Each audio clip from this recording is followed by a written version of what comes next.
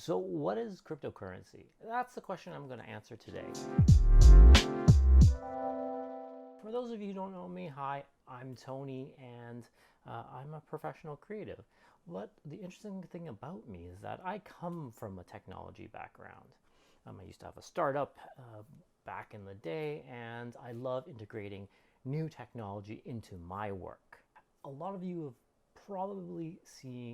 probably been seeing news about cryptocurrency, about Bitcoin, Ethereum, Dogecoin, all of these different kind of cryptocurrency technologies. And I want to kind of break it down, not from a technical standpoint, because I am a creative. I want to help other creatives out there understand what is going on with this.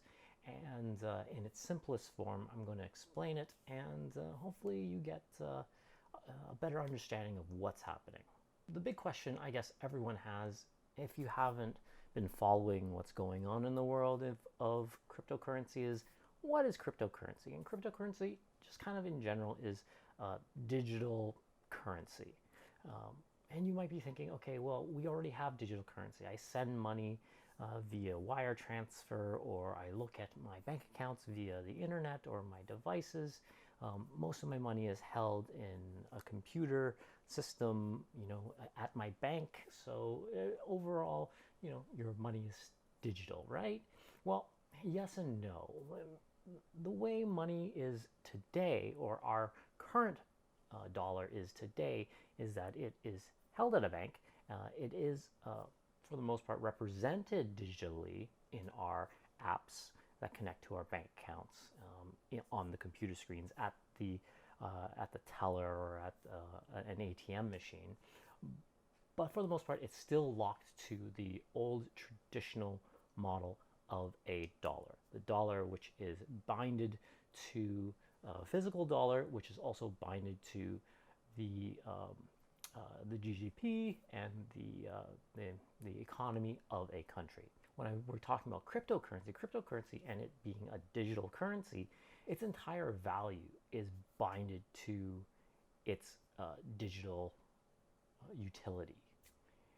Its creation, if you go back, and if you're so inclined, you go back to 2008 and you read the white paper, the Satoshi white paper, who was the inventor of Bitcoin. And it was a white paper that describes how to prove that work is happening on a computer, which leads to Bitcoin. And Bitcoin works on this premise of proof of work. There's typically two main areas or main methods of cryptocurrency, is either proof of work and proof of stake. I'm not going to get into them right now. In a later video, I'll address proof of work and proof of stake in a little more detail. At the end of the day, how cryptocurrency is made and how it creates its value is that it allows computers to be able to use its computing power, its energy, its work to complete tasks, and that tasks are rewarded with tokens or cryptocurrency like Bitcoin. It is all recorded on a decentralized public ledger, for the most part public. It can be private, but public ledger. It's a decentralized ledger. So what that means is that it's a ledger that exists on the blockchain or in a network of computers, and each computer is a node, considered a node, that every node has that ledger in its system.